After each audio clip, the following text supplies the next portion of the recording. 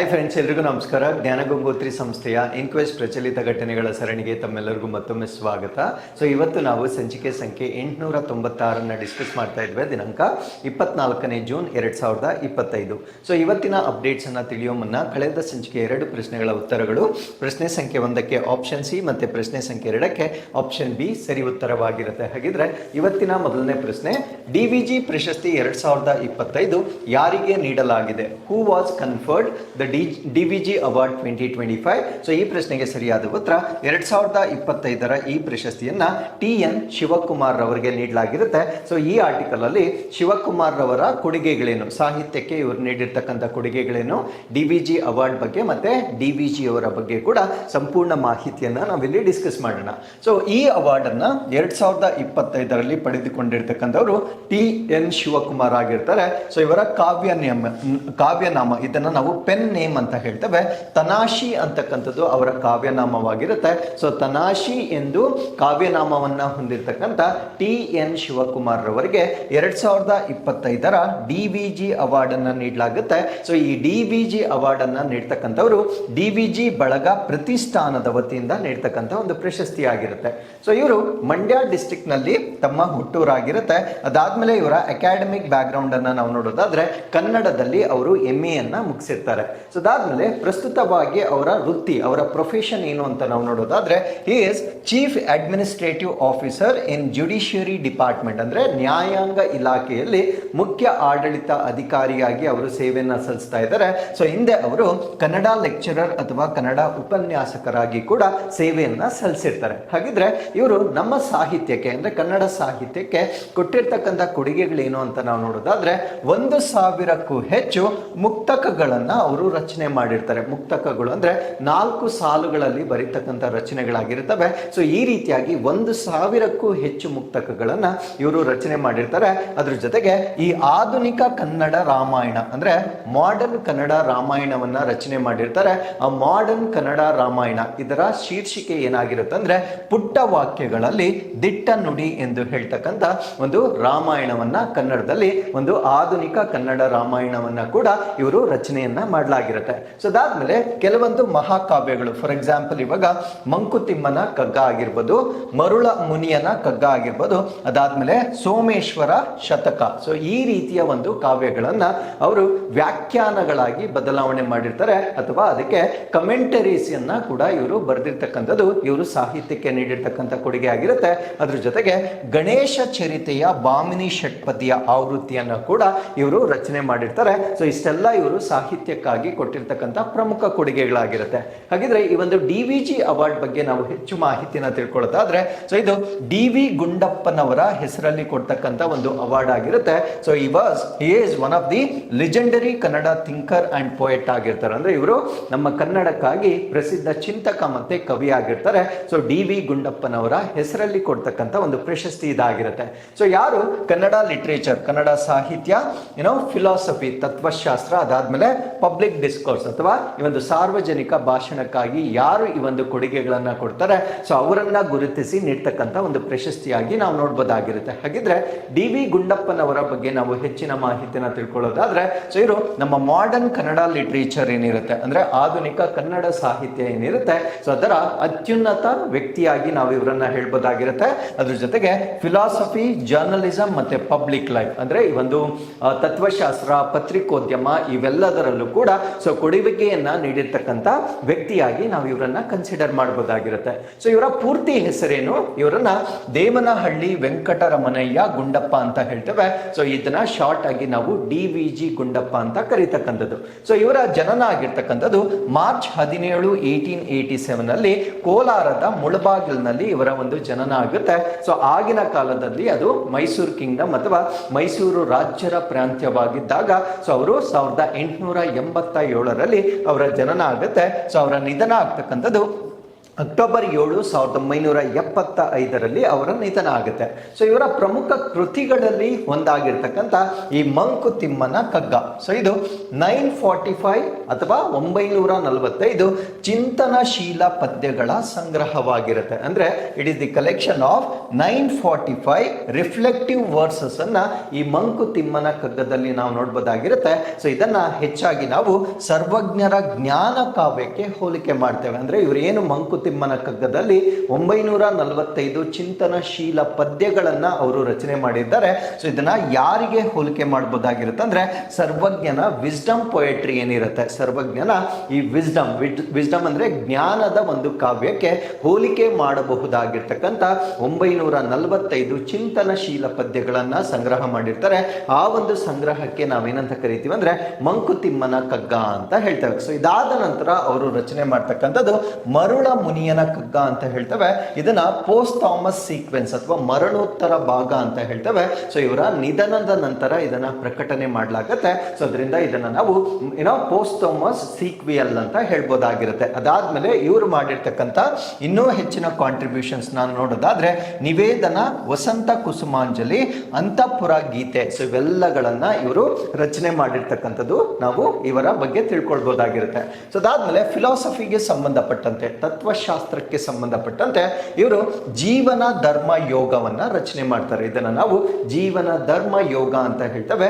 ಏನಿದು ಜೀವನ ಧರ್ಮ ಯೋಗ, ಏನು ಇದರಲ್ಲಿ ಏನನ್ನ ಉಲ್ಲೇಖ ಮಾಡಿದೆ ಅಂತ ನಾವು ನೋಡೋದಾದ್ರೆ ಕಮೆಂಟ್ರಿ ಆನ್ ದಿ ಭಗವದ್ಗೀತಾ, ಅಂದ್ರೆ ಭಗವದ್ಗೀತೆಗೆ ಸಂಬಂಧಪಟ್ಟಂತೆ ವ್ಯಾಖ್ಯಾನಗಳನ್ನ ಜೀವನ ಧರ್ಮ ಯೋಗ ಈ ಒಂದು ಶೀರ್ಷಿಕೆಯಲ್ಲಿ ಅವರು ರಚನೆ ಮಾಡಿರ್ತಾರೆ.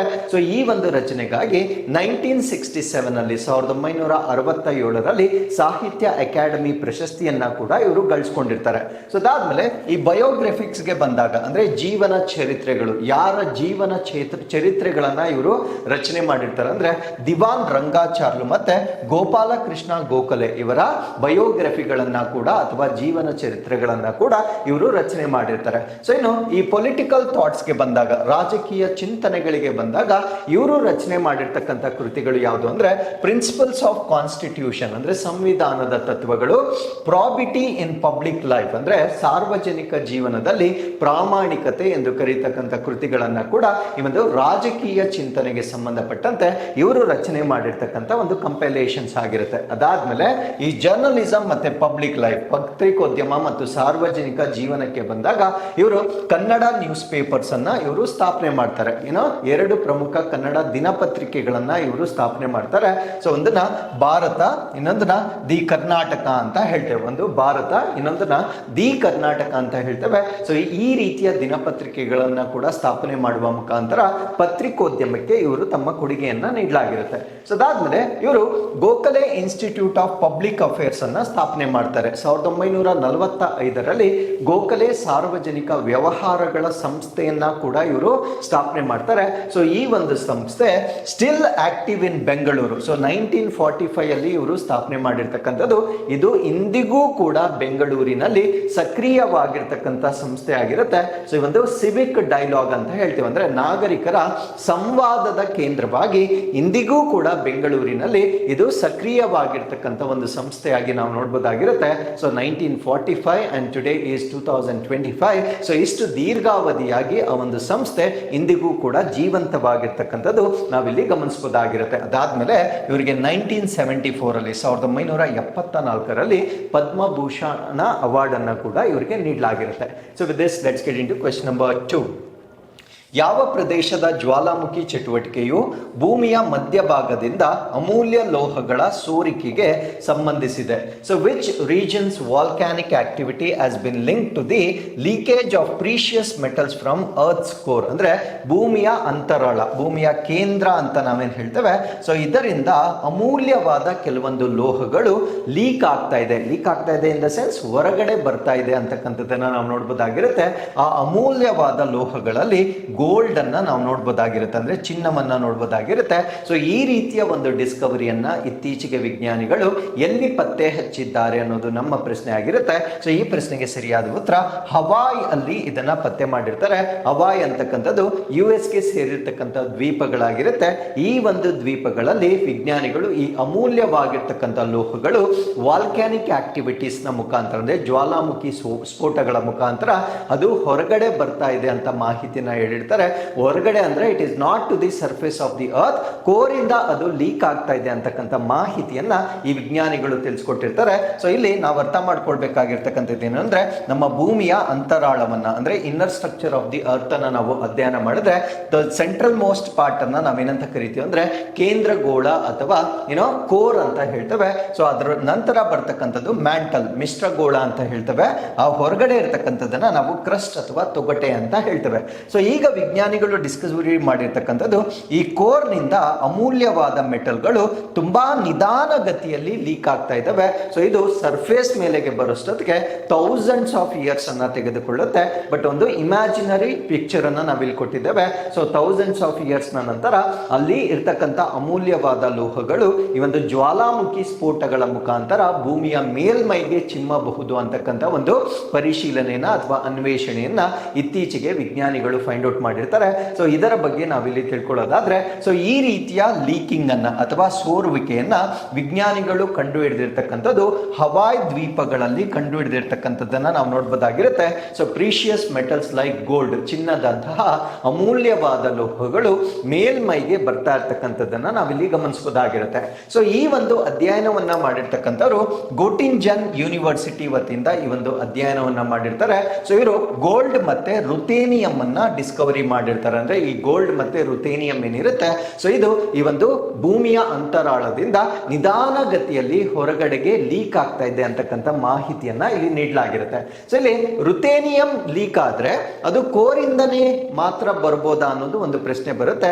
ಡೆಫಿನೆಟ್ಲಿ ನಮ್ಮ ಒಂದು ಭೂಮಿಯ ಉಗಮವಾದಾಗ ಈ ರುಥೇನಿಯಂ ಅಂತಕ್ಕಂಥದ್ದು ಭೂಮಿಯ ಅಂತರಾಳಕ್ಕೆ ಡಿಪ್ ಆಗಿರ್ತಕ್ಕಂಥ ಒಂದು ವಸ್ತುವಾಗಿರುತ್ತೆ. ಸೊ ಆ ಒಂದು ಕಾರಣದಿಂದ ದ ಪ್ರೆಸೆನ್ಸ್ ಆಫ್ ರುಥೇನಿಯಂ 100 ಅಂದ್ರೆ ಈ ಒಂದು ರುಥೇನಿಯಂ 100 ಏನಿದೆ ಅದ್ರ ಜೊತೆಗೆ ಟಂಗ್ಸ್ಟನ್ ಐಸೋಟೋಪ್ಸ್ಗಳು, ಈ ಎರಡು ಐಸೋಟೋಪ್ಗಳು ಏನಿರ್ತವೆ ಅದರಲ್ಲಿ ಒಂದು ಪ್ರಮುಖವಾಗಿರ್ತಕ್ಕಂಥದ್ದು ರುಥೇನಿಯಂ 100, ಇನ್ನೊಂದನ್ನ ಟಂಗ್ಸ್ಟನ್ ಅಂತ ಹೇಳ್ತೇವೆ. ಸೊ ಇವೆರಡೂ ಕೂಡ ದೇ ಕನ್ಫರ್ಮ್ ವಾಲ್ಕ್ಯಾನಿಕ್ ರಾಕ್ಸ್ ಇರ್ತಕ್ಕಂಥದ್ದು ಕನ್ಫರ್ಮ್ ಆಗಿರುತ್ತೆ. And they are upward moving and it is driven from the core, ಅಂದ್ರೆ ಕೇಂದ್ರ ಭಾಗದಿಂದ ಅದು ಮೇಲ್ಭಾಗಕ್ಕೆ ಹರಿತಾ ಇದೆ ಅಂತಕ್ಕಂಥ ಮಾಹಿತಿಯನ್ನ ವಿಜ್ಞಾನಿಗಳು ತಿಳಿಸಿರ್ತಾರೆ. ಸೊ ಇದು ಕೋರ್ ಇಂದನೇ ಬರ್ತಾ ಇದೆ ಅನ್ನೋದಕ್ಕೆ ಪ್ರೂಫ್ ಏನು ಅಂದ್ರೆ ಈ ರುಥೇನಿಯಂ ಅಂತಕ್ಕಂಥದ್ದು ಸೊ ಕೋರ್ ಅಲ್ಲಿ ಇದು ಹೆಚ್ಚಾಗಿ ಡಿಪ್ ಆಗಿರ್ತಕ್ಕಂಥ ಒಂದು ವಸ್ತುವಾಗಿರೋದ್ರಿಂದ ಸೊ ಇದು ಕೇಂದ್ರದಿಂದ ಹೊರಗಡೆ ಬರ್ತಾ ಇರುತ್ತೆ ಅಂತಕ್ಕಂಥದ್ದನ್ನ ಅವರು ಹೇಳಿರ್ತಾರೆ.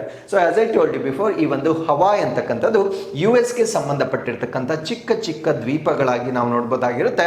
ಹವಾಯ್ ಅಂತಕ್ಕಂಥದ್ದು ಪೆಸಿಫಿಕ್ ಓಷನ್ ಅಲ್ಲಿ ಬರ್ತಕ್ಕಂಥ ಸಣ್ಣ ದ್ವೀಪಗಳಾಗಿ ನಾವು ನೋಡ್ಬೋದಾಗಿರುತ್ತೆ. So there are so many small islands, ಅವೆಲ್ಲವನ್ನ ಒಟ್ಟಿಗೆ ಸೇರಿಸಿ ನಾವೇನಂತ ಕರಿತೀವಿ ಅಂದ್ರೆ ಹವಾಯ್ ಅಂತ ಹೇಳ್ತೇವೆ. ಸೊ ಇದರಲ್ಲಿ ಕೆಲವೊಂದನ್ನ ನಾವು ನೇಮ್ ಮಾಡೋದಾದ್ರೆ, ಸೊ ಹವಾಯ್ ಅಂತಕ್ಕಂಥದ್ದು ಬಿಗ್ ಐಲ್ಯಾಂಡ್ ಆಗಿರುತ್ತೆ. ಅಂದ್ರೆ ಎಲ್ಲ ದ್ವೀಪಗಳಲ್ಲಿ ಅತ್ಯಂತ ದೊಡ್ಡದು ಹವಾಯ್ ಆಗಿರುತ್ತೆ. ಅದಕ್ಕೆ ಇದಕ್ಕೆ ಹವಾಯ್ ಅಂತ ನಾಮಕರಣ ಮಾಡಿರ್ತಾರೆ. ಸೊ ಅದನ್ನ ಬಿಟ್ರೆ ಮೊಲಾಕಾಯ್ ಅಂತ ಇದೆ, ಮೌಯಿ ಅಂತ ಇದೆ, ಓಹಾವು ಅಂತ ಇದೆ, ಕಾವಿ ಅಂತ ಇದೆ. ಸೊ ಇವೆಲ್ಲ ಇವನ್ ನಿಹಾವು ಅಂತ ಇದೆ. ಇವೆಲ್ಲ ಕೂಡ ಇನ್ನು ಸ್ವಲ್ಪ ಚಿಕ್ಕ ಗಾತ್ರದ ದ್ವೀಪಗಳಾಗಿ ಈ ರೀತಿಯ ಅನೇಕ ದ್ವೀಪಗಳ ಸಮೂಹವನ್ನು ನಾವೇನಂತ ಕರಿತೀವಿ ಅಂದ್ರೆ ಹವಾಯ್ ಅಂತ ಕರಿತೇವೆ.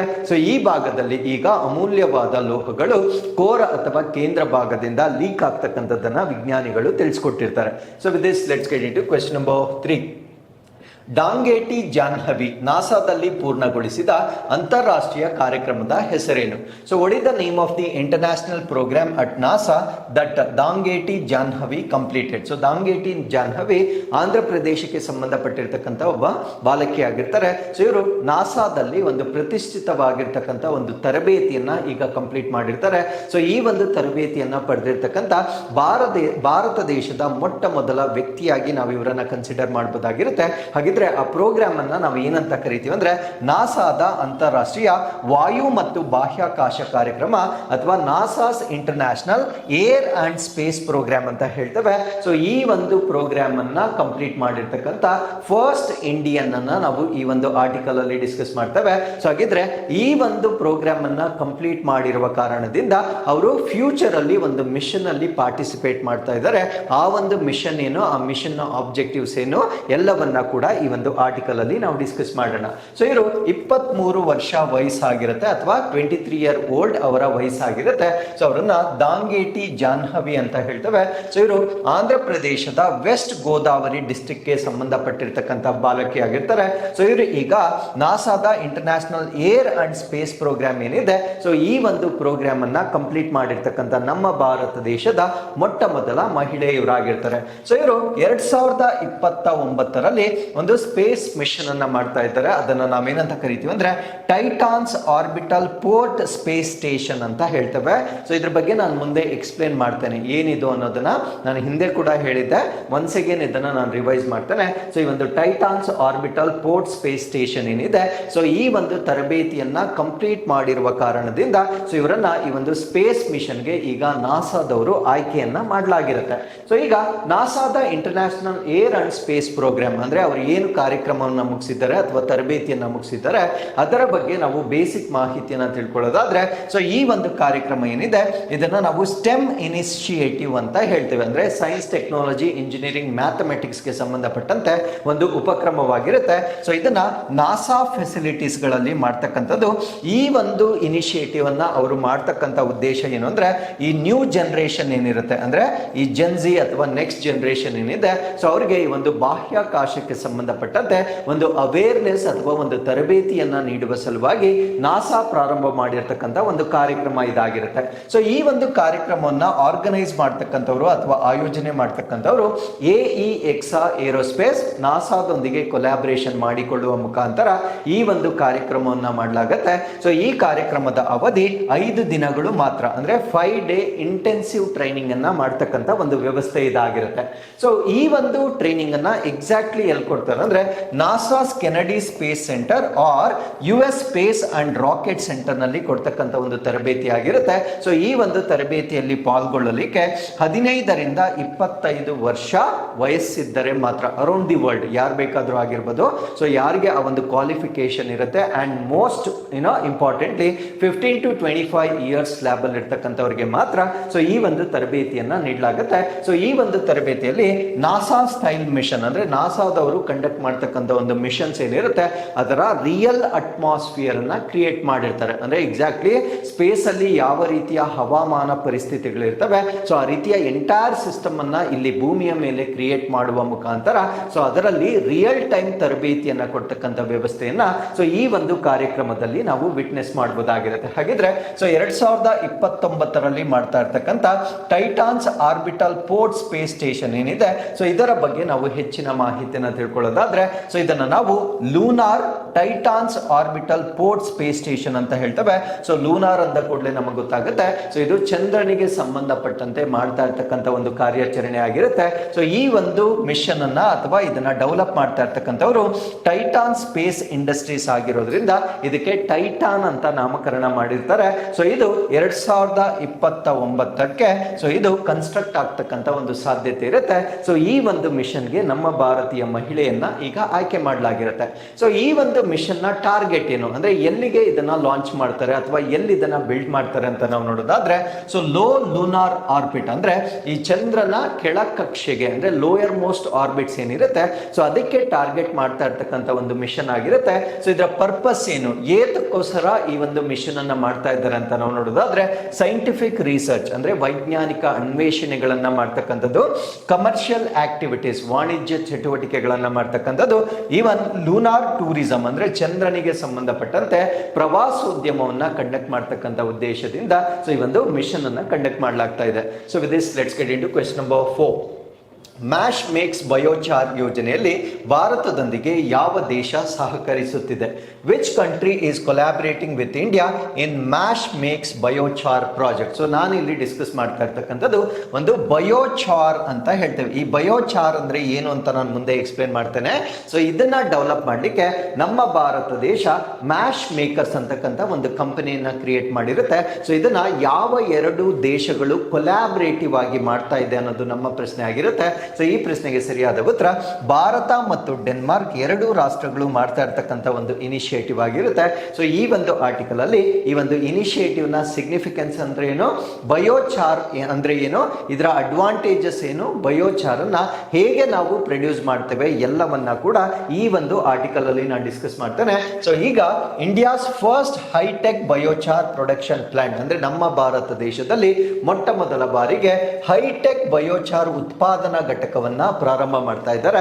ಈ ಒಂದು ಉತ್ಪಾದನಾ ಘಟಕವನ್ನ ನಮ್ಮ ಕರ್ನಾಟಕದ ಉಡುಪಿ ಡಿಸ್ಟ್ರಿಕ್ಟ್ ನಲ್ಲಿ ಡೆವಲಪ್ ಮಾಡ್ತಾ ಇದ್ದಾರೆ. ಸೊ ಇದರ total investment 100 crore worth investment ಮಾಡುವ ಮುಖಾಂತರ India's first hitech biochar production plant ಅನ್ನ ನಮ್ಮ ಕರ್ನಾಟಕದ ಉಡುಪಿಯಲ್ಲಿ ಸ್ಥಾಪನೆ ಮಾಡ್ತಾ ಇದ್ದಾರೆ. ಸೊ ಇದನ್ನ ಯಾರು ನೇತೃತ್ವ ವಹಿಸ್ತಾ ಇದ್ದಾರೆ ಅಂದ್ರೆ ಇಂಡೋ ಡ್ಯಾನಿಶ್ ಕಂಪನಿ, ಇಂಡೋ ಮತ್ತೆ ಡೆನ್ಮಾರ್ಕ್ ನ ಕಂಪನಿ. ಆ ಕಂಪನಿಯನ್ನ ನಾವೇನಂತ ಕರಿತೀವಿ ಅಂದ್ರೆ ಮ್ಯಾಶ್ ಮೇಕ್ಸ್ ಅಂತ ಹೇಳ್ತೇವೆ. ಸೊ ಮ್ಯಾಶ್ ಮೇಕ್ಸ್ ಅಂತಕ್ಕಂಥ ಒಂದು ಕಂಪನಿ ಇದರ ನೇತೃತ್ವವನ್ನ ವಹಿಸ್ತಾ ಇದೆ.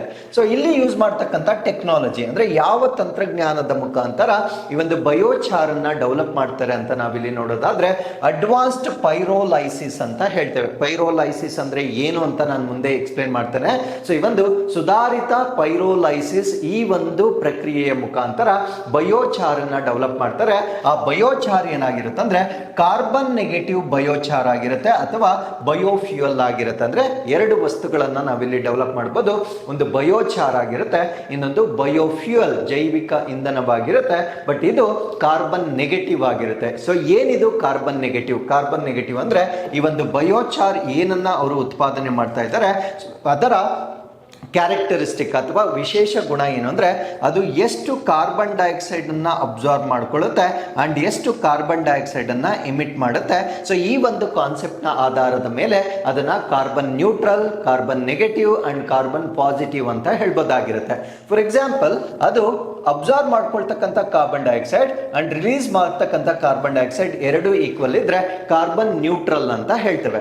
ಸೊ ಅದು carbon dioxide absorption is greater than carbon dioxide emission ಅಂದ್ರೆ ಅದು ಹೊರಗಡೆ ಆಗ್ತಕ್ಕಂಥ ಕಾರ್ಬನ್ಗಿಂತ ಹಿಡಿದಿಟ್ಟುಕೊಳ್ಳುವ ಕಾರ್ಬನ್ ಜಾಸ್ತಿ ಇದ್ರೆ ಅದನ್ನ ಕಾರ್ಬನ್ ನೆಗೆಟಿವ್ ಅಂತ ಹೇಳ್ತೇವೆ. ಸಪೋಸ್ ಅದು ಹೊರಗಡೆ ಆಗ್ತಕ್ಕಂಥ carbon dioxide if that is greater then holding carbon dioxide ಅಂದ್ರೆ ಅದು ತನ್ನಲ್ಲಿ ಹಿಡಿದಿಟ್ಟುಕೊಳ್ಳುವ ಕಾರ್ಬನ್ ಡೈಆಕ್ಸೈಡ್ ಗಿಂತ ಹೊರ ಹಾಕುವ ಕಾರ್ಬನ್ ಡೈಆಕ್ಸೈಡ್ ಜಾಸ್ತಿ ಇದ್ರೆ ಅದನ್ನ ನಾವು ಕಾರ್ಬನ್ ಪಾಸಿಟಿವ್ ಅಂತ ಹೇಳ್ತೇವೆ. ಸೊ ನಮ್ಮ ಒಂದು ಗ್ಲೋಬಲ್ ವಾರ್ಮಿಂಗ್ ಅನ್ನ ರಿಡ್ಯೂಸ್ ಮಾಡಬೇಕಾಗಿದ್ರೆ ಇದು ಕಾರ್ಬನ್ ನೆಗೆಟಿವ್ ಆಗಿರಬೇಕು. ಸೊ ದಟ್ ಹೆಚ್ಚಿನ ಇಂಗಾಲವನ್ನ ಹಿಡಿದಿಟ್ಟುಕೊಳ್ಳುವ ಸಾಮರ್ಥ್ಯ ಇದ್ದರೆ ಗ್ಲೋಬಲ್ ವಾರ್ಮಿಂಗ್ ಅನ್ನ ನಾವು ರಿಡ್ಯೂಸ್ ಮಾಡಬಹುದಾಗಿರುತ್ತೆ. ಈ ಬಯೋಚಾರ್ಗೆ ಆ ಕಾರ್ಬನ್ ಅನ್ನ ಹಿಡಿದಿಟ್ಟುಕೊಳ್ಳುವ ಸಾಮರ್ಥ್ಯ ಇರ್ತಕ್ಕಂಥದ್ದಾಗಿರುತ್ತೆ. ಸೊ ಅದಕ್ಕೆ ಇದನ್ನ ನಾವೇನಂತ ಕರಿತೀವಿ ಅಂದ್ರೆ ಕಾರ್ಬನ್ ನೆಗೆಟಿವ್ ಬಯೋಚಾರ್ ಅಂತ ಕರಿತೇವೆ. ಹಾಗಿದ್ರೆ ಈ ಕಾರ್ಬನ್ ನೆಗೆಟಿವ್ ಬಯೋಚಾರ್ ಅನ್ನ ಡೆವಲಪ್ ಮಾಡಲಿಕ್ಕೆ ಯಾವ ಫೀಡ್ ಸ್ಟಾಕ್ ಅನ್ನ ಅಂದ್ರೆ ಯಾವ ವಸ್ತುಗಳನ್ನ ಉಪಯೋಗಿಸಿಕೊಂಡು ಈ ಒಂದು ಹೊಸ ಪ್ಲಾಂಟ್ ನಲ್ಲಿ ಕಾರ್ಬನ್ ಚಾರ್ ಅನ್ನ ಡೆವಲಪ್ ಮಾಡ್ತಾರೆ ಅಂದ್ರೆ ಕ್ಯಾಶ್ಯೂ ಪ್ರೊಸೆಸಿಂಗ್ ವೇಸ್ಟ್ ಅಂತ ಹೇಳ್ತೇವೆ. ಅಂದ್ರೆ ಗೋಡಂಬಿಯನ್ನ ಸಂಸ್ಕರಣೆ ಮಾಡಿದಾಗ ಏನ್ ತ್ಯಾಜ್ಯ ಉತ್ಪತ್ತಿ ಆಗುತ್ತೆ ಆ ಒಂದು ತ್ಯಾಜ್ಯವನ್ನ ಮತ್ತೆ ಬೇರೆ ಒಂದು ಅಗ್ರಿಕಲ್ಚರಲ್ ರೆಸಿಡ್ಯೂಸ್ ಅಂದ್ರೆ ಬೇರೆ ಕೃಷಿ ತ್ಯಾಜ್ಯಗಳೇನಿರುತ್ತೆ ಸೊ ಈ ಒಂದು ತ್ಯಾಜ್ಯ ವಸ್ತುಗಳನ್ನ ಇಲ್ಲಿ ಬಳಕೆ ಮಾಡಲಾಗುತ್ತೆ. So how it is used, ಇದನ್ನ ಹೇಗೆ ಬಳಕೆ ಮಾಡ್ತಾರೆ ಅಂದ್ರೆ ಏನೋ ಅಗ್ರಿಕಲ್ಚರ್ ಅಲ್ಲಿ ಅಂದ್ರೆ ಈ ಒಂದು ಬಯೋಚಾರನ ಅಪ್ಲಿಕೇಶನ್ಸ್ ಹೇಳ್ತೀನಿ ಅಂದ್ರೆ ಎಲ್ಲೆಲ್ಲಿ ನಾವು ಇದನ್ನ ಬಳಕೆ ಮಾಡಬಹುದು. ಸೊ ಅದನ್ನ ನಾನು ಎಕ್ಸ್ಪ್ಲೇನ್ ಮಾಡ್ತೇನೆ. ಇದನ್ನ ನಾವು ಕೃಷಿಯಲ್ಲಿ ಬಳಕೆ ಮಾಡಬಹುದಾಗಿರುತ್ತೆ. ಸೊ ನಮ್ಮ ಕೃಷಿಯಲ್ಲಿ it is mixed into soil, ಮಣ್ಣಿಗೆ ಇದನ್ನ ಬೆರೆಸಲಾಗುತ್ತೆ. ಸೊ ಯಾವಾಗ ಮಣ್ಣಲ್ಲಿ ಇದನ್ನ ಬೆರೆಸಲಾಗುತ್ತೆ it boost crop yields and reduce fertiliser use ಅಂದ್ರೆ ನಮ್ಮ ಒಂದು ಬೆಳೆಗಳ ಒಂದು ಇಳುವರಿಯನ್ನ ಹೆಚ್ಚು ಮಾಡುತ್ತೆ. ಮತ್ತೆ ನಾವು ಬಳಕೆ ಮಾಡಬೇಕಾಗಿರ್ತಕ್ಕಂಥ ಕೃತಕ ರಸಗೊಬ್ಬರಗಳನ್ನ ನಾವು ಕಡಿಮೆ ಯೂಸ್ ಮಾಡಬಹುದಾಗಿರುತ್ತೆ. ಇದರಿಂದ ಮಣ್ಣಿನ ಫಲವತ್ತತೆಯನ್ನ ನಾವು ದೀರ್ಘಾವಧಿಯವರೆಗೂ ಕಾಪಾಡಬಹುದಾಗಿರುತ್ತೆ. ಹಾಗಿದ್ರೆ ಬಯೋಚಾರ್ ಅಂತಕ್ಕಂಥದ್ದು ಕೂಡ ನಮ್ಮ ಕೃಷಿಯಲ್ಲೂ ಕೂಡ ಇದರ ಅಡ್ವಾಂಟೇಜ್ ಇರುತ್ತೆ. ಸೊ ಅದಾದ್ಮೇಲೆ ಲೈಫ್ ಸ್ಟಾಕ್ ಫಾರ್ಮಿಂಗ್ ಅಂದ್ರೆ ಜಾನುವಾರುಗಳ ಸಾಕಾಣೆಯಲ್ಲೂ ಕೂಡ ಬಯೋಚಾರನ್ನ ಯೂಸ್ ಮಾಡಬಹುದಾಗಿರುತ್ತೆ. ಸೊ ಇದು ಅದರ ಫೀಡ್ಗೆ ಆಡ್ ಮಾಡಬಹುದು ಅಂದ್ರೆ ಜಾನುವಾರುಗಳಿಗೆ ನೀಡ್ತಕ್ಕಂಥ ಒಂದು ಫೀಡ್ ಏನಿರುತ್ತೆ ಆ ಒಂದು ಫೀಡ್ಗೆ ಇದನ್ನ ಆಡ್ ಮಾಡಬಹುದಾಗಿರುತ್ತೆ. ಅದ್ರ ಜೊತೆಗೆ ಅದರ ಬೆಡ್ಡಿಂಗ್ ಏನಿರುತ್ತೆ ಅಂದ್ರೆ ಜಾನುವಾರುಗಳು ಇರ್ತಕ್ಕಂಥ ಒಂದು ಹಾಸು ಏನಿರುತ್ತೆ ಸೊ ಅಲ್ಲೂ ಕೂಡ ಇದನ್ನ ಸ್ಪ್ರೆಡ್ ಮಾಡೋದ್ರಿಂದ ಅಲ್ಲಿಂದ ಬರ್ತಕ್ಕಂಥ ಬ್ಯಾಡ್ ಓಡರ್ ಅಥವಾ ಕೆಟ್ಟ ವಾಸನೆ ಏನಿರುತ್ತೆ ಆ ಒಂದು ಬ್ಯಾಡ್ ಸ್ಮೆಲ್ ಅನ್ನ ಕೂಡ ನಾವು ಪ್ರಿವೆಂಟ್ ಮಾಡಬಹುದಾಗಿರುತ್ತೆ. ಹಾಗಿದ್ರೆ ಇದನ್ನ ಈ ಜಾನುವಾರುಗಳ ಬೆಡ್ಡಿಂಗ್ ಅಲ್ಲೂ ಕೂಡ ಈ ಬಯೋಚಾರ್ ಅನ್ನ ಬಳಕೆ ಮಾಡ್ತಕ್ಕಂಥದ್ದು ಅದರ ಅಡ್ವಾಂಟೇಜ್ ಆಗಿರುತ್ತೆ. ಸೊ ಅದಾದ್ಮೇಲೆ ಈವನ್ ಕನ್ಸ್ಟ್ರಕ್ಷನ್ ಮತ್ತೆ ಕನ್ಸ್ಟ್ರಕ್ಷನ್ ಅಥವಾ ನಿರ್ಮಾಣ ಇಂಡಸ್ಟ್ರಿಯಲ್ಲೂ ಕೂಡ ಇದನ್ನ ಬಳಕೆ ಮಾಡ್ತಾರೆ. So incorporated into concrete or asphalt ಅಂದ್ರೆ ಇದನ್ನ ಕಟ್ಟಡ ಸಾಮಗ್ರಿಗಳಾಗಿ ಕೂಡ ಬಳಕೆ ಮಾಡ್ತಾರೆ. ಕಾಂಕ್ರೀಟ್ ಒಳಗಡೆ ಇದನ್ನ ಮಿಕ್ಸ್ ಮಾಡಬಹುದಾಗಿರುತ್ತೆ. ಈವನ್ ಡಾಂಬರಿನಲ್ಲೂ ಕೂಡ ಬಯೋಚಾರ್ ಅನ್ನ ನಾವು ಬಳಕೆ ಮಾಡಬಹುದಾಗಿರುತ್ತೆ. ಸೊ ಇನ್ನು ಎನ್ವೈರನ್ಮೆಂಟಲ್ ಅಂಡ್ ಅಗ್ರಿಕಲ್ಚರಲ್ ಇಂಪ್ಯಾಕ್ಟ್ ಅಂದ್ರೆ ಪರಿಸರ ಮತ್ತು ಕೃಷಿಯ ಮೇಲಿನ ಪರಿಣಾಮವನ್ನ ನಾವು ನೋಡೋದಾದ್ರೆ so biochar locks carbon in soil for centuries ಅಂದ್ರೆ ಬಯೋಚಾರ್ ಇರ್ತಕ್ಕಂಥ ಒಂದು ಗುಣ ಏನು ಅಂದ್ರೆ ಇದು ಕಾರ್ಬನ್ ಅನ್ನ ಶತಮಾನಗಳವರೆಗೂ ಅದು ಮಣ್ಣಿನಲ್ಲಿ ಬಂಧಿಸ್ತಕ್ಕಂಥ ಒಂದು ಕೆಪಾಸಿಟಿಯನ್ನ ಇರ್ತಕ್ಕಂಥ ವಸ್ತುವಾಗಿರುತ್ತೆ. ಸೊ ಇದರಿಂದ ಆಗ್ತಕ್ಕಂಥ ಬೆನಿಫಿಟ್ ಏನು ಅಂದ್ರೆ ಇಂಪ್ರೂವ್ಸ್ ಫರ್ಟಿಲಿಟಿ ಅಂದ್ರೆ ಮಣ್ಣಿನ ಫಲವತ್ತತೆ ಜಾಸ್ತಿ ಆಗುತ್ತೆ. ವಾಟರ್ ರಿಟೆನ್ಷನ್ ಅಂದ್ರೆ ನೀರನ್ನ ಹೆಚ್ಚಿನ ಕಾಲ ಅದು ಹೋಲ್ಡ್ ಮಾಡ್ತಕ್ಕಂಥ ಕೆಪಾಸಿಟಿ ಬರುತ್ತೆ. ಅದ್ರ ಜೊತೆಗೆ ಫರ್ಟಿಲೈಸರ್ ಯೂಸಸ್ ಅಂದ್ರೆ ಈ ರಸಗೊಬ್ಬರಗಳ ಬಳಕೆಯನ್ನ ನಾವು ಸಿಗ್ನಿಫಿಕೆಂಟ್ ಆಗಿ ರಿಡ್ಯೂಸ್ ಮಾಡ್ತಕ್ಕಂಥ ಒಂದು ಅಡ್ವಾಂಟೇಜ್ ಇರುತ್ತೆ. ಸೊ ಅದಾದ್ಮೇಲೆ ವೇಸ್ಟ್ ಯುಟಿಲೈಸೇಷನ್ ಇನ್ನೊಂದು ದೊಡ್ಡ ಪ್ರಾಬ್ಲಮ್ ಏನು ಅಂದ್ರೆ ಸೊ ನಾವು ಬೆಳೆಗಳನ್ನ ಬೆಳೆದ ನಂತರ ಏನ್ ತ್ಯಾಜ್ಯ ವಸ್ತು ಇರುತ್ತೆ ಅದನ್ನ ಸುಟ್ಟು ಹಾಕ್ತಕ್ಕಂಥ ಒಂದು ಅಭ್ಯಾಸ ಇರುತ್ತೆ. ಹಾಗಿದ್ರೆ ಈ ಒಂದು ಕೃಷಿ ತ್ಯಾಜ್ಯವನ್ನ ನಾವು ಈಗ ಏನಾಗಿ ಕನ್ವರ್ಟ್ ಮಾಡ್ಬೋದು ಅಂದ್ರೆ ಬಯೋಚಾರ್ ಆಗಿ ಕನ್ವರ್ಟ್ ಮಾಡಬಹುದಾಗಿರುತ್ತೆ. ಸೊ ಇದರಿಂದ ಅವ್ರಿಗೆ ಎಕನಾಮಿಕ್ ಬೆನಿಫಿಟ್ ಆಗುತ್ತೆ ಅಂಡ್ ಎನ್ವೈರನ್ಮೆಂಟ್ ಮೇಲೆ ಆಗ್ತಕ್ಕಂಥ ಒಂದು ಪೊಲ್ಯೂಷನ್ ಅನ್ನ ಕೂಡ ನಾವು ಸಿಗ್ನಿಫಿಕೆಂಟ್ ಆಗಿ ರೆಡ್ಯೂಸ್ ಮಾಡಬಹುದಾಗಿರುತ್ತೆ. ಅದ್ರ ಜೊತೆಗೆ to mitigate stubble burning and carbon dioxide emission. Stubble burning ಅಂದ್ರೆ ಕೃಷಿ ತ್ಯಾಜ್ಯವನ್ನ ಸುಡ್ತಕ್ಕಂಥದ್ದನ್ನ ನಾವು ಪ್ರಿವೆಂಟ್ ಮಾಡಬಹುದಾಗಿರುತ್ತೆ. ಸೊ ಅದ್ರ ಜೊತೆಗೆ ಕಾರ್ಬನ್ ಡೈಆಕ್ಸೈಡ್ ಎಮಿಷನ್ ಅನ್ನು ನಾವು ಸಾಕಷ್ಟು ಕಡಿಮೆ ಮಾಡ್ತಕ್ಕಂಥ ಒಂದು ವ್ಯವಸ್ಥೆಯಾಗಿ ನಾವು ಬಯೋಚಾರ್ ಅನ್ನ ನೋಡಬಹುದಾಗಿರುತ್ತೆ. ಹಾಗಿದ್ರೆ ಸೊ ಈಗ ಉಡುಪಿಯಲ್ಲಿ ಡೆವಲಪ್ ಮಾಡ್ತಾ ಇರ್ತಕ್ಕಂಥ ಈ ಒಂದು ಪ್ಲಾಂಟ್ ಏನಿದೆ ಸೊ ಇದು ಕಂಪ್ಲೀಟ್ ಆದ ನಂತರ 14,000 ಟನ್ಸ್ ಪರ್ ಇಯರ್ ಅಷ್ಟು ಬಯೋಚಾರ್ ಅನ್ನು ನಾವು ಡೆವಲಪ್ ಮಾಡಬಹುದು. ಅಂಡ್ ಬಯೋಫ್ಯೂಯಲ್ ಗೆ ಬಂದಾಗ 7,000 ಟನ್ಸ್ ಪರ್ ಇಯರ್ ಅಷ್ಟು ನಾವು ಬಯೋಫ್ಯೂಯಲ್ ಅನ್ನ ಸೊ ಈ ಒಂದು ಪ್ಲಾಂಟ್ ನಲ್ಲಿ ನಾವು ಡೆವಲಪ್ ಮಾಡಬಹುದಾಗಿರುತ್ತೆ. ಈಗ ನಾವು ಬಯೋಚಾರ್ ಬಗ್ಗೆ ನಾವು ಬೇಸಿಕ್ ಮಾಹಿತಿನ ಡಿಸ್ಕಸ್ ಮಾಡೋದಾದ್ರೆ ಇದೊಂದು ಕಾರ್ಬನ್ ರಿಚ್ ಸಬ್ಸ್ಟೆನ್ಸ್ ಆಗಿರುತ್ತೆ ಅಂದ್ರೆ ಇಂಗಾಲ ಅತ್ಯಂತ ಸಮೃದ್ಧವಾಗಿರ್ತಕ್ಕಂಥ ಒಂದು ವಸ್ತುವಾಗಿರುತ್ತೆ. ಇದು ಚಾರ್ಕೋಲ್ ರೀತಿಯಲ್ಲಿರ್ತಕ್ಕಂಥ ಒಂದು ಸಬ್ಸ್ಟೆನ್ಸ್ ಅಂದ್ರೆ ಕಲ್ಲಿದ್ದಲು ನೀವೇನ್ ನೋಡಿರ್ತೀರಾ ಸೊ ಅದರ ರೀತಿಯಲ್ಲಿ ಕಾಣಿಸ್ತಕ್ಕಂಥ ಒಂದು ವಸ್ತುವಾಗಿ ನಾವು ನೋಡಬಹುದಾಗಿರುತ್ತೆ. ಇದನ್ನ ಆರ್ಗ್ಯಾನಿಕ್ ಮೆಟೀರಿಯಲ್ಸ್ ಅಂದ್ರೆ ಈ ಮರದ ತ್ಯಾಜ್ಯಗಳಾಗಿರ್ಬೋದು, ಕೃಷಿ ತ್ಯಾಜ್ಯಗಳಾಗಿರ್ಬೋದು ಅಥವಾ ಪ್ಲಾಂಟ್ಸ್ ಇಂದ ಮುರಿದೋಗಿರ್ತಕ್ಕಂಥ ಕೊಂಬೆಗಳಾಗಿರ್ಬೋದು ಸೊ ಇದರಿಂದ ಡೆವಲಪ್ ಮಾಡ್ತಕ್ಕಂಥ ಒಂದು ವಸ್ತುವಾಗಿ ನಾವು ಇದನ್ನ ನೋಡಬಹುದಾಗಿರುತ್ತೆ. ಸೊ ಇದನ್ನ ಕಡಿಮೆ ಆಕ್ಸಿಜನ್ ಇರ್ತಕ್ಕಂಥ ಒಂದು ಎನ್ವೈರನ್ಮೆಂಟ್ ಅಲ್ಲಿ ಇದನ್ನ ಬರ್ನ್ ಮಾಡ್ತಾರೆ ಅಥವಾ ಇದನ್ನ ಕಾಯಿಸ್ತಾರೆ. ಸೊ ಯಾವಾಗ ಕಡಿಮೆ ಆಮ್ಲಜನಕ ಇರ್ತಕ್ಕಂಥ ಒಂದು ಪರಿಸ್ಥಿತಿಯಲ್ಲಿ ಇದಕ್ಕೆ ಶಾಖವನ್ನ ಕೊಡ್ತಾರೆ ಇದು ಬಯೋಚಾರ್ ಆಗಿ ಕನ್ವರ್ಟ್ ಆಗುತ್ತೆ. ಸೊ ಈ ಪ್ರೋಸೆಸ್ ಅನ್ನ ನಾವೇನಂತ ಕರಿತೀವಿ ಅಂದ್ರೆ ಪೈರೋಲೈಸಿಸ್ ಅಂತ ಹೇಳ್ತೇವೆ. ಸೊ ಪೈರೋಲೈಸಿಸ್ ಅಂದ್ರೆ ಇಟ್ ಇಸ್ ವೆರಿ ಸಿಂಪಲ್ ಕಡಿಮೆ ಆಕ್ಸಿಜನ್ ಅತ್ಯಂತ ಕಡಿಮೆ ಆಮ್ಲಜನಕವನ್ನ ಹೊಂದಿರತಕ್ಕಂಥ ಒಂದು ಪ್ರದೇಶದಲ್ಲಿ ಶಾಖವನ್ನ ಕೊಡುವ ಮುಖಾಂತರ ಇದನ್ನ ಬರ್ನ್ ಮಾಡ್ತಾರೆ. ಸೊ ಈ ಪ್ರೋಸೆಸ್ ನ ಮುಖಾಂತರ ಬಯೋಚಾರ್ ನ ಡೆವಲಪ್ ಮಾಡ್ತಕ್ಕಂಥದ್ದು ಅದರ ಒಂದು ಮೆಥಡ್ ಆಫ್ ಪ್ರಿಪರೇಷನ್ ಆಗಿರುತ್ತೆ. ಸೊ ಇದು what makes biochar so special. ಏನಕ್ಕೆ ಬಯೋಚಾರ್ ಅಂತಕ್ಕಂಥದ್ದು ಅತ್ಯಂತ ವಿಶೇಷ ಅಂತ ನಾವು ನೋಡೋದಾದ್ರೆ it locks carbon in the solid form. So ಇದು ಕಾರ್ಬನ್ ಅನ್ನ ಘನ ಪರಿಸ್ಥಿತಿಯಲ್ಲಿ ಅದು ತನ್ನಲ್ಲಿ ಬಂಧಿಸಿ ಇಟ್ಕೊಳ್ಳುತ್ತೆ and preventing it from returning ಅಂದ್ರೆ ಒಂದ್ಸತಿ ಅದನ್ನ ಲಾಕ್ ಮಾಡಿದ ನಂತರ ಅದು ಮತ್ತೆ ಅಟ್ಮಾಸ್ಫಿಯರ್ಗೆ ರಿಲೀಸ್ ಆಗ್ತಕ್ಕಂಥದ್ದು ಬಹಳ ಕಷ್ಟವಾಗಿರುತ್ತೆ. ಸೊ ಇದರಿಂದ ಅಟ್ಮಾಸ್ಫಿಯರ್ ಆಸ್ ಕಾರ್ಬನ್ ಅಂದ್ರೆ to the atmosphere as carbon dioxide for hundreds to thousands of years ಅಂದ್ರೆ ಒಂದ್ಸತಿ ಅದು ಹೋಲ್ಡ್ ಮಾಡ್ಕೊಂಡ್ರೆ ಸಾವಿರಾರು ವರ್ಷಗಳವರೆಗೆ ಈ ಕಾರ್ಬನ್ ಡೈಆಕ್ಸೈಡ್ ರೂಪದಲ್ಲಿ ಹೊರ ಹೋಗ್ತಕ್ಕಂಥ ಇಂಗಾಲ ಏನಿರುತ್ತೆ ಸೊ ಅದನ್ನ ಸಂಪೂರ್ಣವಾಗಿ ಟ್ರ್ಯಾಪ್ ಮಾಡ್ತಕ್ಕಂಥ ಒಂದು ಸಾಮರ್ಥ್ಯ ಇರುತ್ತೆ. ಸೊ ಇದು ನಾನು as I told you before ಮಣ್ಣಿನ ಫಲವತ್ತತೆ, ಮಣ್ಣಿನ ವಾಟರ್ ರಿಟೆನ್ಷನ್, ಅದಾದ್ಮೇಲೆ ಈವನ್ ಮೈಕ್ರೋಬಿಯಲ್ ಆಕ್ಟಿವಿಟೀಸ್. ಯಾಕಂದ್ರೆ ಒಂದು ಸಸ್ಯ ಸಮೃದ್ಧವಾಗಿ ಬೆಳಿಬೇಕಾಗಿದ್ರೆ useful micro organism for example rhizobium ಅಂತ ಕೇಳಿರ್ತೀರಾ. ಇದು ನೈಟ್ರೋಜನ್ ಫಿಕ್ಸೇಷನ್ ಅಥವಾ ಬಯೋಲಾಜಿಕಲ್ ಫಿಕ್ಸೇಷನ್ಗೆ ಸಪೋರ್ಟ್ ಮಾಡುತ್ತೆ. ಈ ರೀತಿಯ ಸೂಕ್ಷ್ಮ ಜೀವಿಗಳ ಬೆಳವಣಿಗೆಗೂ ಕೂಡ ಇದು ಸಪೋರ್ಟ್ ಮಾಡ್ತಕ್ಕಂಥ ಒಂದು ವಸ್ತುವಾಗಿ ನಾವು ನೋಡ್ಬೋದಾಗಿರುತ್ತೆ. ಸೊ ಅದ್ರ ಜೊತೆಗೆ it absorbs heavy metals and toxins. ಇಲ್ಲಿ ನೋಡಿ ಅಬ್ಸಾರ್ಬ್ ಅಂತ ಕೊಟ್ಟಿಲ್ಲ, ಅಡ್ಸಾರ್ಬ್ ಅಂತ ಇದೆ. ಅಡ್ಸಾರ್ಬ್ ಅಂದ್ರೆ ಸೊ ಇದು ಸರ್ಫೇಸ್ ಮೇಲಕ್ಕೆ ಮಾತ್ರ ಹೀರ್ಕೊಳ್ಳುತ್ತೆ.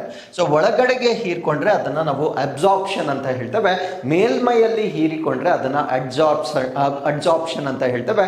ಸೊ ಈ ಒಂದು ಬಯೋಚಾರ್ ಏನಿದೆ ಇದು ಹೆವಿ ಮೆಟಲ್ಸ್, ಭಾರ ಲೋಹಗಳು ಮತ್ತೆ ಈ ಒಂದು ವಿಷಕಾರಿ ಪದಾರ್ಥಗಳನ್ನ ತನ್ನ ಮೇಲ್ಮೈಗೆ ಅದು ಅಬ್ಸಾರ್ಬ್ ಮಾಡ್ಕೊಳ್ತಕ್ಕಂಥ ಒಂದು ಕೆಪಾಸಿಟಿ ಇರುತ್ತೆ. ಸೊ ಈ ಒಂದು ಪ್ಯಾಟರ್ನ್ ಏನಿರುತ್ತೆ ಇದನ್ನ ನಾವು ಎಲ್ಲಿ ಯೂಸ್ ಮಾಡಬಹುದಾಗಿರುತ್ತೆ ಅಂದ್ರೆ ವಾಟರ್ ಫಿಲ್ಟ್ರೇಷನ್ ಅಂದ್ರೆ ನೀರನ್ನ ಶುದ್ಧೀಕರಣಗೊಳಿಸ್ತಕ್ಕಂಥದ್ದು, ಲ್ಯಾಂಡ್ ರೆಮಿಡಿಯೇಷನ್ ಅಂದ್ರೆ ಭೂಮಿಯನ್ನ ಒಂದು ರೆಮಿಡಿ ಮಾಡ್ತಕ್ಕಂಥ, ರೆಮಿಡಿ ಇನ್ ದ ಸೆನ್ಸ್ ಅಲ್ಲಿರ್ತಕ್ಕಂಥ ಒಂದು ತ್ಯಾಜ್ಯಗಳನ್ನ ರಿಮೂವ್ ಮಾಡ್ಲಿಕ್ಕೆ ಸೊ ಇದನ್ನ ನಾವು ಬಳಕೆ ಮಾಡಬಹುದಾಗಿರುತ್ತೆ. ಸೊ ಅದಾದ್ಮೇಲೆ ಸರ್ಕ್ಯುಲರ್ ಎಕಾನಮಿ. ಸರ್ಕ್ಯುಲರ್ ಎಕಾನಮಿ ಅಂದ್ರೆ ನಿಮ್ಗೆ ಗೊತ್ತಿರುತ್ತೆ. ಸೊ ರೆಡ್ಯೂಸ್, ರೀಯೂಸ್, ರೀಸೈಕಲ್, ಇದನ್ನ ನಾವು ಸರ್ಕ್ಯುಲರ್ ಎಕಾನಮಿ ಅಂತ ಹೇಳ್ತೇವೆ. ಸೊ ಇದು ಅಗ್ರಿಕಲ್ಚರ್ ವೇಸ್ಟ್ ಅನ್ನ ಈಗ ವ್ಯಾಲ್ಯೂಬಲ್ ಪ್ರಾಡಕ್ಟ್ ಆಗಿ ನಾವು ಕನ್ವರ್ಟ್ ಮಾಡಬಹುದು. ಮುಂಚೆ ಅದನ್ನ ಕಸ ಅಂತ ನಾವೇನ್ ನೋಡ್ತಾ ಇದ್ವಿ, ಸೊ ಈಗ ಅದನ್ನ ಒಂದು ರಿಸೋರ್ಸ್ ಆಗಿ ನಾವು ನೋಡಬಹುದಾಗಿರುತ್ತೆ. ಸೊ ಇದರಿಂದ ವೃತ್ತಾಕಾರದ ಆರ್ಥಿಕತೆ ಅಥವಾ ವರ್ತುಲ ಆರ್ಥಿಕತೆ ಅಂತಕ್ಕಂಥದ್ದು ಕೂಡ ಸೊ ಈ ಒಂದು ಪೈರೋಲಿಸಿಸ್ ನ ಮುಖಾಂತರ ನಾವು ಪಡೆಯಬಹುದಾಗಿರ್ತಕ್ಕಂಥ ಬೆನಿಫಿಟ್ ಆಗಿರುತ್ತೆ. So with this let's get into question number 5. 2025ರಲ್ಲಿ ಮೊದಲ ಮೀಸಲಾದ ಯೋಗ ನೀತಿಯನ್ನು ಪ್ರಾರಂಭಿಸಿದ ಭಾರತದ ರಾಜ್ಯ ಯಾವುದು?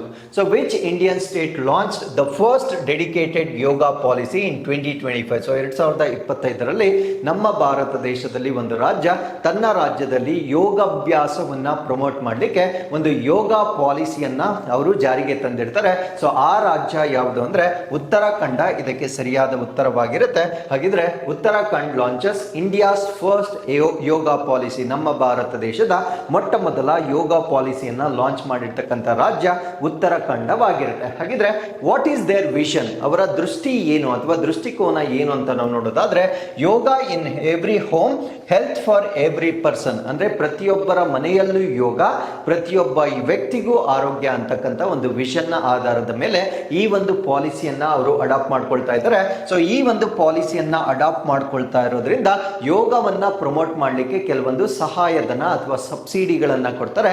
ಸೊ ಯಾವ ರೀತಿಯ ಸಬ್ಸಿಡಿ ಕೊಡ್ತಾರೆ ಅಂದ್ರೆ 20 lakh for setting up yoga and meditation centres. ಅಂದ್ರೆ ಯೋಗ ಮತ್ತು ಧ್ಯಾನ ಕೇಂದ್ರಗಳನ್ನ ಸ್ಥಾಪನೆ ಮಾಡಲಿಕ್ಕೆ 20 ಲಕ್ಷದವರೆಗೆ ಸಹಾಯಧನವನ್ನ ನೀಡಲಾಗುತ್ತೆ. And 10 lakh for research in yoga, meditation and naturopathy. ಯೋಗ, ಧ್ಯಾನ ಮತ್ತೆ ಪ್ರಕೃತಿ ಚಿಕಿತ್ಸೆಯಲ್ಲಿ ಯಾರಾದ್ರೂ ಸಂಶೋಧನೆಗಳನ್ನ ಮಾಡೋದಾದ್ರೆ 10 ಲಕ್ಷದವರೆಗೆ ಈ ಒಂದು ಸಬ್ಸಿಡಿಯನ್ನ ನೀಡಲಾಗುತ್ತೆ. ಸೊ ಅದ್ರ ಜೊತೆಗೆ ಇನ್ಫ್ರಾಸ್ಟ್ರಕ್ಚರ್ ಟಾರ್ಗೆಟ್ಸ್ ಅನ್ನ ನಾವು ನೋಡೋದಾದ್ರೆ 5 ನ್ಯೂ ಯೋಗ ಹಬ್ಸ್ ಬೈ 2030. 2030ರ ವೇಳೆಗೆ 5 ಹೊಸ ಯೋಗ ಕೇಂದ್ರಗಳನ್ನ ಸ್ಥಾಪನೆ ಮಾಡ್ತಾರೆ. Yoga services in all Ayush and health and wellness centres by March 2026. March 2026ರ ವೇಳೆಗೆ ಎಲ್ಲ ಆಯುಷ್, ಆರೋಗ್ಯ ಮತ್ತು ಸ್ವಾಸ್ಥ್ಯ ಕೇಂದ್ರಗಳಲ್ಲಿ ಯೋಗ ಸೇವೆಗಳನ್ನ ಕಡ್ಡಾಯ ಮಾಡ್ತಕ್ಕಂಥ ನಿರ್ಧಾರವನ್ನ ಕೂಡ ಈ ಒಂದು ಪಾಲಿಸಿಯ ಮುಖಾಂತರ ಅವರು ತೆಗೆದುಕೊಂಡಿರ್ತಾರೆ. ಸೊ ಈಗ ಉತ್ತರಾಖಂಡ್ ರಾಜ್ಯದ ಬಗ್ಗೆ ಸ್ವಲ್ಪ ಮಾಹಿತಿಯನ್ನ ತಿಳ್ಕೊಳ್ಳೋದಾದ್ರೆ, ಸೊ ಇದರ ಕ್ಯಾಪಿಟಲ್ ಸಿಟಿಯನ್ನ ನಾವು ಡೆಹ್ರಾಡೂನ್ ಅಂತ ಹೇಳ್ತೇವೆ. ಇದು 2 ರಾಜ್ಯಗಳು ಮತ್ತೆ 2 ದೇಶಗಳೊಂದಿಗೆ ತನ್ನ ಬಾರ್ಡರ್ ಅನ್ನ ಶೇರ್ ಮಾಡ್ಕೊಳ್ಳುತ್ತೆ. ದೇಶಗಳು ಯಾವ್ದಾವ್ದು ಅಂದ್ರೆ ಚೈನಾ ಮತ್ತು ನೇಪಾಳನೊಂದಿಗೆ ತನ್ನ ಬಾರ್ಡರ್ ಅನ್ನ ಶೇರ್ ಮಾಡ್ಕೊಳ್ಳುತ್ತೆ. ರಾಜ್ಯಗಳು ಯಾವ್ದು ಅಂದ್ರೆ ಹಿಮಾಚಲ್ ಪ್ರದೇಶ್ ಮತ್ತೆ ಉತ್ತರ ಪ್ರದೇಶ್. ಹರಿಯಾಣ ಟಚ್ ಆಗೋದಿಲ್ಲ. ಸೊ ಹರಿಯಾಣದ ಮಧ್ಯೆ ನಾವು ಉತ್ತರ ಪ್ರದೇಶವನ್ನ ನಾವು ನೋಡಬಹುದಾಗಿರುತ್ತೆ. ಹಿಮಾಚಲ್ ಮತ್ತೆ ಉತ್ತರ ಪ್ರದೇಶ್ ಎರಡೂ ಕೂಡ ತನ್ನ ಬಾರ್ಡರ್ ಅನ್ನ ಶೇರ್ ಮಾಡ್ಕೊಳ್ಳುತ್ತೆ. ಸೊ ಈ ರಾಜ್ಯದಲ್ಲಿ ಹರಿತಕ್ಕಂಥ ಪ್ರಮುಖ ನದಿಗಳನ್ನ ನಾವು ನೋಡೋದಾದ್ರೆ ಯಮುನಾ, ಟಾನ್ಸ್ ಮತ್ತೆ ಇವನ್ ಗಂಗಾ ನದಿ ಹರಿಯುತ್ತೆ, ಅಲಕಾನಂದ, ಅದಾದ್ಮೇಲೆ ರಾಮ್ ಗಂಗಾ ಕೂಡ. ಸೊ ಈ ಒಂದು ಇವನ್ ಕಾಳಿ ರಿವರ್ ಕೂಡ ಇರುತ್ತೆ. ಸೊ ಈ ರಾಜ್ಯದಲ್ಲಿ ಹರಿತಕ್ಕಂಥ ಪ್ರಮುಖ ನದಿಗಳಾಗಿ ನಾವು ನೋಡಬಹುದಾಗಿರುತ್ತೆ. So with this let's get into question number 6. June 20, 2025ರಂದು PFRDA ಪೆನ್ಷನ್ ಸಿಸ್ಟಮ್ಗೆ ಸಂಬಂಧಪಟ್ಟಂತೆ ಈ ಒಂದು ಸಂಸ್ಥೆಯ ಅಧ್ಯಕ್ಷರಾಗಿ ಯಾರು ಅಧಿಕಾರ ವಹಿಸಿಕೊಂಡರು?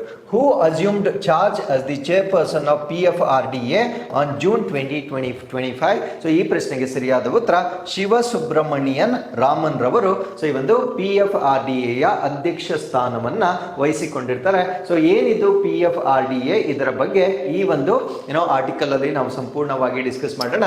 ಸೊ ಇದನ್ನು ನಾವು pension fund regulatory and development authority ಅಥವಾ ಪಿಂಚಣಿ ನಿಧಿ ನಿಯಂತ್ರಣ ಮತ್ತು ಅಭಿವೃದ್ಧಿ ಪ್ರಾಧಿಕಾರ ಅಂತ ಹೇಳ್ತೇವೆ. ಸೊ ಇದರ ಅಧ್ಯಕ್ಷರಾಗಿ ಮುಂದಿನ 5 ವರ್ಷಗಳಿಗೆ ನೆಕ್ಸ್ಟ್ 5 years ಅಥವಾ ಅವರ ವೈಯಕ್ತಿಕ ವಯಸ್ಸು 65 ದಾಟುವವರೆಗೆ, ಇವೆರಡರಲ್ಲಿ ಯಾವುದು ಮೊದಲಾಗುತ್ತೆ ಅಲ್ಲಿಯವರೆಗೆ ಇವರು ಇದರ ಅಧ್ಯಕ್ಷ ಸ್ಥಾನವನ್ನ ವಹಿಸ್ಕೊಳ್ತಾರೆ. ಹಾಗಿದ್ರೆ ವಾಟ್ ಈಸ್ PFRDA? ಇದರ ಬಗ್ಗೆ ನಾವು ತಿಳ್ಕೊಳ್ಳೋದಾದ್ರೆ ಇದೊಂದು ಸ್ಟ್ಯಾಟ್ಯುಟರಿ ಬಾಡಿ ಆಗಿರುತ್ತೆ, ಅಂದ್ರೆ ಒಂದು ಶಾಸನಬದ್ಧ ಸಂಸ್ಥೆಯಾಗಿ ನಾವು ಇದನ್ನ ನೋಡಬಹುದಾಗಿರುತ್ತೆ.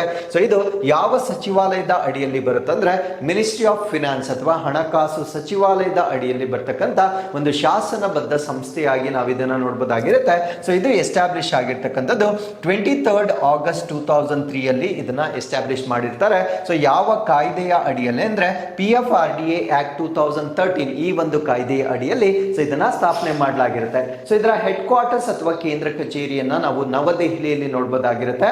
ಸೊ ಇದು ನಮ್ಮ ಭಾರತ ದೇಶದಲ್ಲಿ ಈ ಒಂದು ಪೆನ್ಷನ್ ಸೆಕ್ಟರ್, ಎಸ್ಪೆಷಲಿ ಈ ನ್ಯಾಷನಲ್ ಪೆನ್ಷನ್ ಸಿಸ್ಟಮ್ NPS ಅಂತ ನಾವೇನ್ ಹೇಳ್ತೇವೆ, ರಾಷ್ಟ್ರೀಯ ಪಿಂಚಣಿ ವ್ಯವಸ್ಥೆ ಏನಿರುತ್ತೆ, ಸೊ ಇದನ್ನ ನಿಯಂತ್ರಣ ಮಾಡ್ತಕ್ಕಂಥ ಒಂದು ಘಟಕವಾಗಿ ನಾವು ಇದನ್ನ ನೋಡಬಹುದಾಗಿರುತ್ತೆ. ಸೊ ಇದರ ಉದ್ದೇಶಗಳು ಅಥವಾ ಆಬ್ಜೆಕ್ಟಿವ್ಸ್ ಏನು ಅಂತ ನಾವು ನೋಡೋದಾದ್ರೆ promote old age income security, ಅಂದ್ರೆ ವೃದ್ಧಾಪ್ಯರಿಗೆ ಆದಾಯ ಭದ್ರತೆಯನ್ನ ಇವರು ಉತ್ತೇಜನ ಮಾಡ್ತಕ್ಕಂಥದ್ದು. ಅದರ ಜೊತೆಗೆ develop and regulate pension funds, ಅಂದ್ರೆ ಪಿಂಚಣಿ ನಿಧಿಗಳನ್ನ ಅಭಿವೃದ್ಧಿ ಪಡಿಸ್ತಕ್ಕಂಥದ್ದು ಮತ್ತೆ ನಿಯಂತ್ರಣ ಮಾಡ್ತಕ್ಕಂಥದ್ದು. ಅಂಡ್ ಸಬ್ಸ್ಕ್ರೈಬರ್ಸ್ ಯಾರಿರ್ತಾರೆ ಅಂದ್ರೆ ಈ ಒಂದು ಪಿಂಚಣಿ ವ್ಯವಸ್ಥೆಯನ್ನ ಪಡೆದುಕೊಂಡಿರ್ತಕ್ಕಂಥ ಚಂದಾದಾರರು ಯಾರಿರ್ತಾರೆ, ಸೊ ಅವರ ಇಂಟ್ರೆಸ್ಟ್ ಗಳನ್ನ ಪ್ರೊಟೆಕ್ಟ್ ಮಾಡ್ತಕ್ಕಂಥದ್ದು, ಅಂದ್ರೆ ಅವರ ಹಿತಾಸಕ್ತಿಗಳನ್ನ ಸಂರಕ್ಷಣೆ ಮಾಡ್ತಕ್ಕಂಥದ್ದು. And ensure orderly growth of the pension market, ಅಂದ್ರೆ ಈ ಒಂದು ಪಿಂಚಣಿ ಮಾರುಕಟ್ಟೆಯನ್ನ ಕ್ರಮಬದ್ಧವಾಗಿ ಬೆಳವಣಿಗೆ ಮಾಡ್ತಕ್ಕಂಥದ್ದನ್ನ ಖಚಿತಪಡಿಸಿಕೊಳ್ತಕ್ಕಂಥದ್ದು ಕೂಡ ಸೊ ಇದರ ಆಬ್ಜೆಕ್ಟಿವ್ಸ್ ಗಳಲ್ಲಿ ನಾವು ನೋಡಬಹುದಾಗಿರುತ್ತೆ. ಹಾಗಿದ್ರೆ ಸೊ ಇದರಲ್ಲಿರ್ತಕ್ಕಂಥ ಒಂದು ಕಾಂಪೋಸಿಷನ್ ಅಥವಾ ಸಂಯೋಜನೆ ಏನು ಅಂತ ನಾವು ನೋಡೋದಾದ್ರೆ ಸೊ ಇದರಲ್ಲಿ ಒಬ್ಬರು ಚೇರ್ಪರ್ಸನ್ ಅಥವಾ ಒಬ್ಬರು ಅಧ್ಯಕ್ಷರಿರ್ತಾರೆ. ಸೊ ಅದ್ರ ಜೊತೆಗೆ 6 ಜನದವರೆಗೆ ಮೆಂಬರ್ಸ್ ಅಥವಾ ಸದಸ್ಯರನ್ನ ನಾವು 6 ಜನದವರೆಗೆ ನೋಡಬಹುದಾಗಿರುತ್ತೆ. So appointed by the central government, ಅಂದ್ರೆ ಸದಸ್ಯರನ್ನ ಮತ್ತೆ ಅಧ್ಯಕ್ಷರನ್ನ ಕೇಂದ್ರ ಸರ್ಕಾರದ ವತಿಯಿಂದ ಆಯ್ಕೆ ಮಾಡಲಾಗುತ್ತೆ. So international Olympics day 2025, international Olympics day ಅನ್ನ ಪ್ರತಿ ವರ್ಷ ಜೂನ್ 23ನೇ ತಾರೀಕು ಆಚರಣೆ ಮಾಡಲಾಗುತ್ತೆ. ಸೊ ಈ ವರ್ಷ ನಾವು ಈ ಇಂಟರ್ನ್ಯಾಷನಲ್ ಒಲಿಂಪಿಕ್ ಕಮಿಟಿಯನ್ನ ಸ್ಥಾಪನೆ ಮಾಡಿ 131ನೇ ವಾರ್ಷಿಕೋತ್ಸವವನ್ನ ನಾವು ಈ ವರ್ಷ ಆಚರಣೆ ಮಾಡ್ತಾ ಇದ್ದೇವೆ. ಸೊ ಈ ವರ್ಷದ ಥೀಮ್ ಏನು ಅಂದ್ರೆ ಲೆಟ್ಸ್ ಮೂವ್, ಮುಂದುವರಿಯೋಣವೇ ಅಂತಕ್ಕಂಥದ್ದು ಸೊ ಈ ವರ್ಷದ ಒಂದು ಥೀಮ್ ಆಗಿರುತ್ತೆ. ಹಾಗಿದ್ರೆ what is international Olympic committee ಅಥವಾ ಅಂತಾರಾಷ್ಟ್ರೀಯ ಒಲಿಂಪಿಕ್ ಸಮಿತಿಯ ಬಗ್ಗೆ ನಾವು ತಿಳ್ಕೊಳ್ಳೋದಾದ್ರೆ ಇದು ಈ ಒಲಿಂಪಿಕ್ಸ್ಗೆ ಸಂಬಂಧಪಟ್ಟಂತೆ ಒಂದು ಸುಪ್ರೀಂ ಅಥಾರಿಟಿ ಅಥವಾ ಸರ್ವೋಚ್ಚವಾಗಿರ್ತಕ್ಕಂಥ ಪ್ರಾಧಿಕಾರ ಅಂತ ಹೇಳ್ಬೋದಾಗಿರುತ್ತೆ. ಇದು one of the most influential sports organisations, ಅಂದ್ರೆ ಈ ಒಂದು ಕ್ರೀಡೆಗೆ ಸಂಬಂಧಪಟ್ಟಂತೆ ಹೆಚ್ಚಿನ ಪ್ರಭಾವಶಾಲಿಯನ್ನ ಹೊಂದಿರತಕ್ಕಂಥ ಒಂದು ಕ್ರೀಡಾ ಸಂಸ್ಥೆಗಳಲ್ಲಿ ಒಂದಾಗಿ ನಾವು ಇದನ್ನ ನೋಡಬಹುದಾಗಿರುತ್ತೆ. ಸೊ ಇದನ್ನ ಸ್ಥಾಪನೆ ಮಾಡಿರ್ತಕ್ಕಂಥದ್ದು ಜೂನ್ 23, 1894ರಲ್ಲಿ ಇದನ್ನ ಎಸ್ಟಾಬ್ಲಿಷ್ ಮಾಡ್ತಾರೆ. ಸೊ ಇದನ್ನ ಎಸ್ಟಾಬ್ಲಿಷ್ ಮಾಡಿರ್ತಕ್ಕಂಥದ್ದು ಪ್ಯಾರಿಸ್ ನಲ್ಲಿ ಇದನ್ನ ಎಸ್ಟಾಬ್ಲಿಷ್ ಮಾಡಿರ್ತಾರೆ. ಸೊ ಇದನ್ನ ಎಸ್ಟಾಬ್ಲಿಷ್ ಮಾಡಿರ್ತಕ್ಕಂಥವ್ರು ಬ್ಯಾರನ್ ಪಿಯರೆ ಡಿ ಕೋಬರ್ಟಿನ್ ಅಂತಕ್ಕಂಥವ್ರು. ಸೊ ಈ ಒಂದು ಒಲಿಂಪಿಕ್ ಕಮಿಟಿಯನ್ನ 1894ರಲ್ಲಿ ಸ್ಥಾಪನೆ ಮಾಡಲಾಗಿರುತ್ತೆ. ಸೊ ಇದರ ಹೆಡ್ ಕ್ವಾರ್ಟರ್ಸ್ ಅನ್ನು ನಾವು ಸ್ವಿಟ್ಜರ್ಲ್ಯಾಂಡ್ ನ ಲಾಸನ್ನೆಯಲ್ಲಿ ಇದರ ಹೆಡ್ ಕ್ವಾರ್ಟರ್ಸ್ ಅಥವಾ ಕೇಂದ್ರ ಕಚೇರಿಯನ್ನ ನಾವು ನೋಡಬಹುದಾಗಿರುತ್ತೆ. ಸೊ ಕರೆಂಟ್ ಡೀಟೇಲ್ಸ್ ಅಂದ್ರೆ ಇತ್ತೀಚೆಗೆ ಆಗಿರ್ತಕ್ಕಂಥ ಕೆಲವೊಂದು ಇಂಪ್ರೂವ್ಮೆಂಟ್ಸ್ ಅನ್ನು ನಾವು ನೋಡೋದಾದ್ರೆ ಇದರ ಪ್ರಸ್ತುತ ಅಧ್ಯಕ್ಷರು ಇವರನ್ನ ನಾವು ಕಿರ್ಸ್ಟಿ ಕೋವೆಂಟ್ರಿ ಅಂತ ಹೇಳ್ತೇವೆ. ಸೊ ಇವರ ಒಂದು ವಿಶೇಷತೆ ಏನು ಅಂದ್ರೆ ಇವರು ಫಸ್ಟ್ ವಿಮೆನ್, ಅಂದ್ರೆ ಈ ಒಂದು ಕಮಿಟಿಗೆ ಅಧ್ಯಕ್ಷ ಸ್ಥಾನವನ್ನ ಪಡೆದುಕೊಂಡಿರ್ತಕ್ಕಂಥ ಮೊದಲ ಮಹಿಳೆ ಅಂಡ್ ಫಸ್ಟ್ ಆಫ್ರಿಕನ್ ಆಗಿ ನಾವು ನೋಡಬಹುದಾಗಿರುತ್ತೆ. ಸೊ ಇವರು 2025 ಅಥವಾ ಈ ಒಂದು ಸಂಸ್ಥೆಗೆ ಅಥವಾ ಈ ಒಂದು ಕಮಿಟಿಗೆ ಕರೆಂಟ್ ಪ್ರೆಸಿಡೆಂಟ್ ಆಗಿ ಇವರನ್ನ ಆಯ್ಕೆ ಮಾಡಲಾಗಿರುತ್ತೆ. ಸೊ ಅಫಿಷಿಯಲ್ ಲ್ಯಾಂಗ್ವೇಜಸ್ ಅಂದ್ರೆ ಇದರ ಅಧಿಕೃತ ಭಾಷೆಗಳನ್ನ ನಾವು ನೋಡೋದಾದ್ರೆ ಫ್ರೆಂಚ್ ಮತ್ತೆ ಇಂಗ್ಲಿಷ್ ಅನ್ನ ಬಳಕೆ ಮಾಡ್ತಾರೆ. ಅಂಡ್ ಸಮ್ ಟೈಮ್ಸ್ ಯಾವ್ದು ಹೋಸ್ಟ್ ಕಂಟ್ರಿ ಇರುತ್ತೆ ಅಂದ್ರೆ ಈ ಗೇಮ್ಸ್ ಅನ್ನ ನಡೆಸ್ತಕ್ಕಂಥ ಅತಿಥೇಯ ರಾಷ್ಟ್ರ ಏನಿರುತ್ತೆ ಆ ರಾಷ್ಟ್ರದ ಅಧಿಕೃತ ಭಾಷೆಯನ್ನ ಕೂಡ ಸೊ ಇಲ್ಲಿ ಇಲ್ಲಿ ಅಫಿಷಿಯಲ್ ಲ್ಯಾಂಗ್ವೇಜಸ್ ಆಗಿ ನಾವು ನೋಡ್ಬೋದಾಗಿರುತ್ತೆ. ಸೊ ಇದರ ಮೋಟೋ ಬೇರೆ ಭಾಷೆಯಲ್ಲಿರುತ್ತೆ. ಇದನ್ನ ನಾವು CTS, ALTS, 4TS ಅಂತ ಹೇಳ್ತೇವೆ. ಸೊ ಇದನ್ನ ನಾವು ಇಂಗ್ಲಿಷ್ ಅಥವಾ ಕನ್ನಡಗೆ ಭಾಷಾಂತರ ಮಾಡಿದ್ರೆ ಫಾಸ್ಟರ್ ಅಂದ್ರೆ ವೇಗವಾದ, ಹೈಯರ್ ಅಂದ್ರೆ ಹೆಚ್ಚಿನ ಅಥವಾ ಉನ್ನತವಾದ, ಸ್ಟ್ರಾಂಗರ್ ಪ್ರಬಲವಾದ ಅಥವಾ ಬಲಶಾಲಿಯಾದ, ಟುಗೆದರ್ ಅಂದ್ರೆ ಎಲ್ಲರೂ ಒಟ್ಟಿಗೆ ಅಂತಕ್ಕಂಥದ್ದು. ಸೊ ಇದರ ಒಂದು ಥೀಮ್ ಆಗಿರುತ್ತೆ ಅಥವಾ ಮೋಟೋ ಆಗಿರುತ್ತೆ. ಸೊ ಇದರ ಕೋರ್ ಫಂಕ್ಷನ್ಸ್ ಇದೇನೇನು ಕೆಲಸಗಳನ್ನ ಮಾಡುತ್ತೆ ಅಂತ ನಾವು ನೋಡೋದಾದ್ರೆ ಸಮ್ಮರ್, ವಿಂಟರ್ ಮತ್ತೆ ಯೂತ್ ಒಲಿಂಪಿಕ್ಸ್ ಗಳನ್ನ ಕಂಡಕ್ಟ್ ಮಾಡ್ತಕ್ಕಂಥದ್ದು. ಅದ್ರ ಜೊತೆಗೆ ಒಲಿಂಪಿಕ್ಸ್ ಚಾರ್ಟರ್ ಮತ್ತೆ ಈ ಅದೇರೆನ್ಸ್ ಟು ಇಟ್ಸ್ ಪ್ರಿನ್ಸಿಪಲ್ಸ್ ಅಂದ್ರೆ ಒಲಿಂಪಿಕ್ಸ್ ಗೆ ಸಂಬಂಧಪಟ್ಟಂತೆ ಕೆಲವೊಂದು ಮೂಲ ತತ್ವಗಳಿರುತ್ತೆ.